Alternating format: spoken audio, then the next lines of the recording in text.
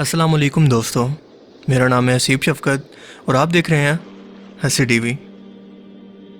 دوستو، یکم رمضان المبارک سے پاکستان کے نیشنل ٹی وی یعنی پی ٹی وی پر دنیا بھر میں مشہور ترکش ڈرامہ سیریل دہل سرتگال کو اردو کے اندر ڈب کر کے دکھایا جائے گا۔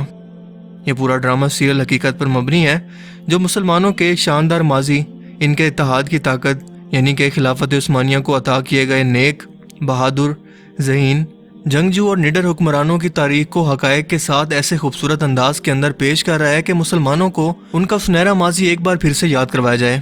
جو کہ ہالی ووڈ اور بالی ووڈ کی فکشنل، فرضی اور فحش موویز اور ڈرامہ سیریلز کے ذریعے کئی دہائیوں سے مسلمانوں کے برین واش کرنے کے لیے بنتی چلی آ رہی ہیں، اور ہم لوگ خود انہیں پیسہ دے کر دیکھ رہے تھے۔ دہل سرتگال ڈرامہ دسمبر 10، 2014 کے اندر ترکی میں پہلی بار ریلیز ہوا، اور دیکھتے ہی دیکھتے اس کی مقبولیت اس قدر بڑھ گئی کہ آج دنیا کے 150 سے زیادہ ممالک کے اندر اسے ترجمے کے ساتھ شائع کیا جا چکا ہے، جس نے اہل مغرب اور یہودی لابی کی اربوں ڈالر کی انویسٹمنٹ، جو کہ ففتھ جنریشن یعنی کہ میڈیا کے ذریعے مسلمانوں کی ذہن سازی کر کے انہیں ان کی تاریخ بھلا کر انہیں فحش و عریانی کے اندر مبتلا کرنا اور ان کے فیملی سسٹم کو توڑ کر انہیں کمزور کرنا تھا، انہیں اب اپنے یہ خواب اس ڈرامہ سیریل کے آنے کے بعد چکنا چور ہوتے نظر آ رہے ہیں، جس کا ثبوت ہے نیو یارک ٹائم کے اندر شائع ہونے والا ایک آرٹیکل، جس کے اندر اس ڈرامہ سیریل کو خاموش ایٹم بم کہہ کر تشبیہ دی گئی ہے، کیونکہ یہ ہالی ووڈ کے فرضی سپر ہیروز کی بجائے مسلمانوں کے اصل سپر ہیروز اور ان کی تاریخ کو یوں دکھاتا ہے کہ کسی بھی ملک اور قوم کے خلاف دشمنوں کی سازشوں کو حق اور ایمانداری اور وفاداری کے راستے پر چل کر کیسے مسلمان آسانی سے زیر کر سکتے ہیں۔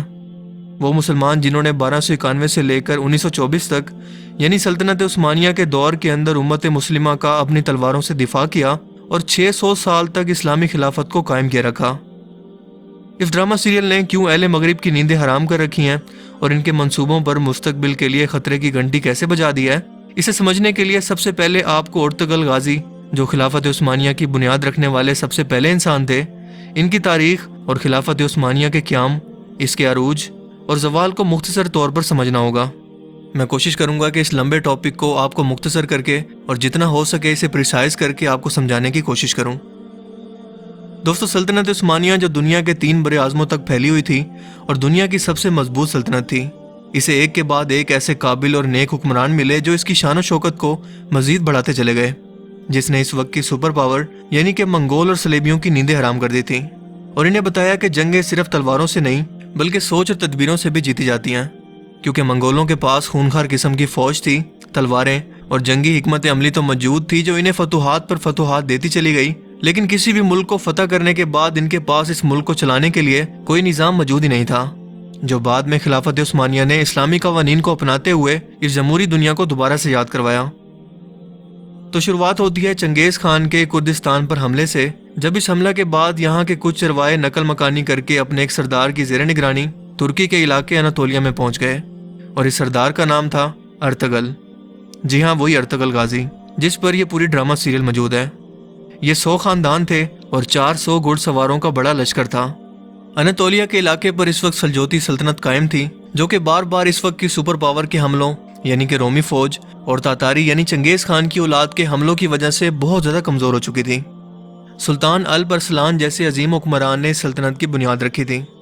جب ارطغرل یہاں پہنچے تو اس وقت بھی سلجوقی فوج اور رومی فوج کی آپس کے اندر لڑائی جاری تھی۔ ارطغرل نے اس وقت کمزور اور حق کا ساتھ دینے کا فیصلہ کیا اور سلجوقی فوج کے حکمران علاؤ الدین کے ساتھ کندھے سے کندھا ملا کر رومیوں سے اس طرح سے لڑے کہ انہیں بھاگنے پر مجبور کر دیا،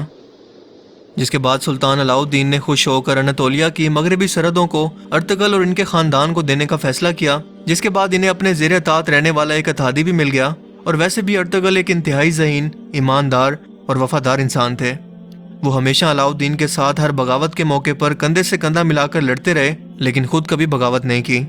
کیونکہ وفاداری ان کے خون کے اندر شامل تھی، اور وہ ہر مارکے پر سلطان علاؤ الدین کے ساتھ رہے۔ 1258 میں چنگیز خان کے پوتے ہلاکو خان نے بغداد پر حملہ کر کے صحیح معنوں میں خون کی ندیاں بہا دیں۔ اس نے نوجوانوں کو قتل کر کے ان کی کھوپڑیوں کے مینار بنائے، عورتوں اور بچوں کو قید کر لیا، علم و فنون کی کتابوں کو آگ لگا دی اور انہیں پانی کے اندر بہا دیا، جس کے بعد ایسا لگا کہ مسلمان ایک قوم کے طور پر کبھی بھی تاریخ میں دوبارہ کبھی اپنا کھویا ہوا مقام حاصل نہیں کر پائیں گے۔ مگر پھر 1258 میں ارطغرل کے ہاں ایک لڑکا پیدا ہوا جس کا نام عثمان رکھا گیا۔ یہ ذہانت، اخلاق اور وفاداری میں اپنے والد کے ہی جیسے تھے، اور انہوں نے ہی آگے چل کر خلافت عثمانیہ کو قائم کیا، جس کی بنیادیں سلطان ارطغرل نے پہلے ہی رکھ دی تھیں۔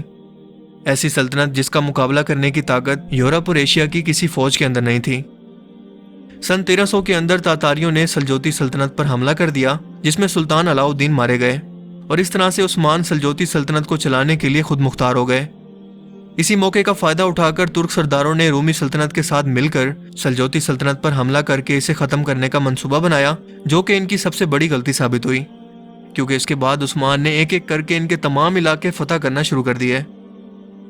رومیوں نے بدترین شکست کے بعد تاتاریوں کو عثمانی سلطنت پر حملہ کرنے کے لیے اکسایا، جس کے جواب میں عثمان نے اپنے بیٹے اور اگلے سلطان اوہان غازی کو فوج کی کمان دے کر بھیجا، جنہوں نے تاتاریوں کو ایسی عبرتناک شکست دی کہ ان کی دوبارہ حملہ کرنے کی جرت نہ ہوئی۔ سلطان عثمان کو موجودہ ترکی کے شہر بروسا میں دفن کیا گیا، اور ان کے بیٹے اورحان غازی نے اس شہر کا محاصرہ کر کے اسے بھی فتح کر لیا، اور یہاں پر اسلام کی تاریخ و ترویج اور اسلامی قوانین کو نافذ کر دیا،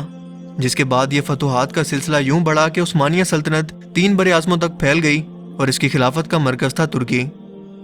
اس خلافت کے اندر موجودہ دور کے آرمینیا، عراق، شام، اردن، فلسطین، بلغاریہ، یونان، مکہ اور مصر جیسے علاقے شامل تھے، اور یہ خلافت 1924 تک قائم رہی۔ 1923 میں پہلی جنگ عظیم کے بعد خلافت عثمانیہ کی مخالف اتحادی فوجیں یعنی کہ فرانس، جرمنی اور برطانیہ نے زبردستی ترکی کے سلطان کو گھیر کر ان سے ایک معاہدہ کیا کہ اگر اپنی سلطنت کو حملے سے بچانا چاہتے ہو تو امن کے لیے ہماری شرائط ماننا پڑیں گی، اور وہ شرطیں ہیں یہ 100 سالہ معاہدہ جسے کہتے ہیں معاہدہ لوزان۔ اس معاہدے پر مصطفیٰ کمال اتا ترک نے دستخط کیے، اور یہ 100 سالہ معاہدہ ہو گیا۔ پہلی جنگ عظیم کے بعد برطانوی فوج نے اپنے ایک شاطر اور چلاک جاسوس کو عرب لوگوں کے اندر خلافت عثمانیہ کے خلاف بغاوت کے لیے کچھ اس طرح سے داخل کیا کہ وہ تمام دینی علوم، عرب کے رسم و رواج اور کمزوریوں سے اچھی طرح سے واقف تھا۔ اس کا نام تھا لارنس آف عربیہ، اور اس نے عربوں کا اعتماد حاصل کرنے کے بعد خود کو ان کا عالم اور مینٹور بنا لیا۔ یہ عربوں سے کہنے لگا کہ کیا تم لوگوں کے اندر غیرت نہیں ہے کہ تمہارے گھر پر ایک غیر عرب لوگ حکومت کرتے ہیں؟ تم لوگ ان سے اپنا گھر واپس کیوں نہیں چھین لیتے؟ اور ویسے بھی اس جنگ کے دنوں کے اندر خلافت عثمانیہ بہت کمزور ہے، اور اس سے بڑھ کر اچھا موقع تمہیں کوئی بھی نہیں ملے گا۔ اسی شخص کی باتوں میں آ کر آل سعود نے خلافت عثمانیہ کے خلاف بغاوت شروع کر دی، اور اس وقت کے موجودہ سلطان نے یہ سوچ کر کہ اللہ کے گھر کے اندر اور اس مقدس سرزمین پر خون خرابہ نہ ہو، بنا کسی شرائط کے مکہ مکرمہ کو آل سعود کے حوالے کر دیا، جس کا نام بعد میں حجاز مقدس سے بدل کر آل سعود کے نام پر سعودی عرب پڑ گیا۔ اسی لیے سعودی عرب کے موجودہ حکمران شہزادہ محمد بن سلمان نے $40 ملین لگا کر ارطغرل غازی ڈرامہ کے مقابلہ میں مملکت النار کے نام سے ایک ڈرامہ سیریل تیار کی، جس کے اندر ترکوں کو ایک بزدل اور نااہل قوم دکھانے کی کوشش کی، لیکن یہ ڈرامہ بری طرح سے فلاپ ہو گیا۔ تو اب پھر سے واپس آتے ہیں معاہدہ لوزان کی طرف، جس کی 100 سال کی مدت 2023 کے اندر مکمل ہو رہی ہے۔ اس معاہدہ کی شرائط یہ تھی کہ ترکی کے تمام وسائل سے سلطان دستبرداری کا اعلان کریں، ان کی تمام جائیدادیں ضبط کر لی گئی، خلافت دوبارہ سے قائم کرنے پر پابندی لگا دی گئی، ترکی پر پیٹرول کی ڈرلنگ پر بھی پابندی لگ گئی، اس کی بندرگاہ باسفورس جو کہ انتہائی اہم ہے اور ایشیا کو یورپ سے کم ترین فاصلے سے ملاتی ہے،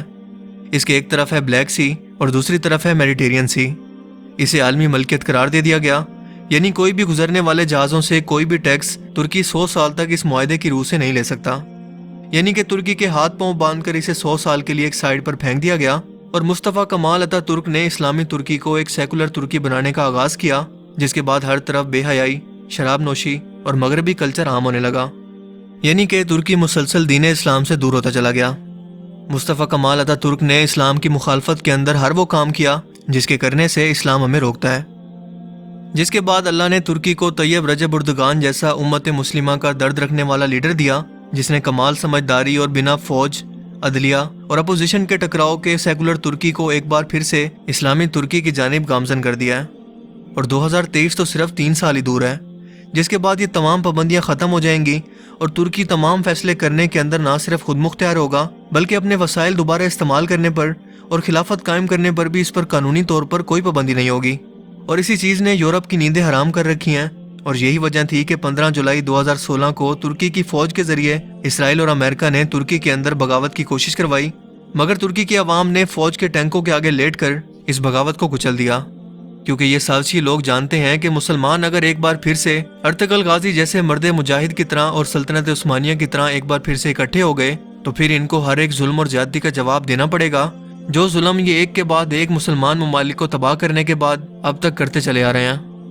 یہ لوگ جانتے ہیں کہ انہیں بھی رومیوں کی طرح یا تاتاریوں کی طرح رون دیا جائے گا، مگر افسوس کہ آج کا مسلمان اپنی اس تاریخ کے بارے میں بالکل بھی نہیں جانتا۔ اسی لیے اس ڈرامے کو ختم کرنے کے لیے اوچھے ہتھ کنڈے استعمال کیے جا رہے ہیں کہ کسی طرح سے اسے بدنام کر کے روکا جائے، جسے یہودی لوبی دنیا بھر کے اندر اپنے موروں کو استعمال کرتے ہوئے اور اپنا اثر و رسوخ استعمال کر کے کسی بھی طرح سے اس ڈرامہ سیریل کو بین کروانے کی کوششوں کے اندر لگی ہوئی ہے۔ دوستو، سلطنت عثمانیہ نے فتوحات اور جنگیں بھی اسلامی اصولوں پر لڑی، قیدیوں کے ساتھ بھی وہی سلوک کیا جو اسلامی تعلیمات ہمیں سکھاتی ہیں۔ انہوں نے منگولوں کی طرح کھوپڑیوں کے مینار نہیں بنائے، بلکہ صرف ان لوگوں پر ہتھیار اٹھائے جن پر اٹھانے کی اسلام نے اجازت دی ہے۔ انہوں نے ہر ایک فتح شدہ علاقے کو اسلامی قوانین کے مطابق چلایا، اقلیتوں کو بھی برابر کے حقوق دیے، عدل و انصاف قائم کیا۔ مسجد نبوی، گنبد خضرا، مسجد حرام کی جدید تعمیر و توسیع، سیدنا امیر حمزہ کا مزار، مکہ مکرمہ تک ایک عظیم و شان نہر اور آقا دو جہاں حضرت محمد صلی اللہ علیہ وآلہ وسلم کے مزار پر انور کے گرد ایک سیسا پلائی دیوار، مکہ مکرمہ تک ٹرین منصوبہ، یہ تمام منصوبے خلافت عثمانیہ کے دور کے اندر مکمل ہوئے۔ دوستو، تاریخ کے اندر ارطغرل غازی جیسے بہت ہی کم حکمران پیدا ہوئے، اور ہماری تاریخ بھی ہمیں یہ سکھاتی ہے کہ جب تک ہم اسلامی اصولوں کو نہیں اپنائیں گے، ہمارے پاس کتنی بھی طاقت ہو اور ہم جتنے بھی وسائل جمع کر لیں، سب کے سب بیکار ہیں، کیونکہ جنگ صرف ہتھیاروں کی بجائے اصولوں اور حوصلوں سے جیتی جاتی ہے۔ آج ہم مسلمان دنیا پر وہ عروج دوبارہ اس لیے حاصل نہیں کر پائے کیونکہ ہم مجموعی طور پر اسلامی نظام سے محروم ہیں۔ اس وقت پوری امت مسلمہ پر یہ فرض ہے کہ اپنی استطاعت کے مطابق اسلامی نظام کے نفاذ کی کوشش کرے، اپنا خود کا اتحاد قائم کرے، جیسے اہل کفر نے یونائٹڈ نیشن کی صورت میں مسلمانوں کے خلاف کر رکھا ہے۔ اللہ تعالیٰ مجھ سمیت تمام مسلمانوں کو اس فریضے کے لیے قبول فرمائے، اور ہم مسلمانوں کو ہماری اصل تاریخ اور طاقت کو سمجھنے کی توفیق عطا کرے، کیونکہ دوستو، جو قومیں اپنی تاریخ بھلا دیتی ہیں وہ صفحہ ہستی سے مٹ جاتی ہیں۔ مجھے امید ہے کہ آج کی اس ویڈیو سے آپ کو کچھ نیا جاننے کو ملا ہوگا اور یہ ویڈیو آپ کو پسند آیا ہوگا۔ اگر یہ ویڈیو آپ کو اچھا لگا تو اسے لائک کیجئے، اور مزید اس طرح کی انفارمیٹیو ویڈیوز کے لیے اس چینل کو ضرور سبسکرائب کریں۔ اب میں ملوں گا آپ سے ایک نئی انٹرسٹنگ ویڈیو میں، تب تک کے لیے اپنا بہت سا خیال رکھیے گا۔ Thanks for watching this video. اللہ حافظ۔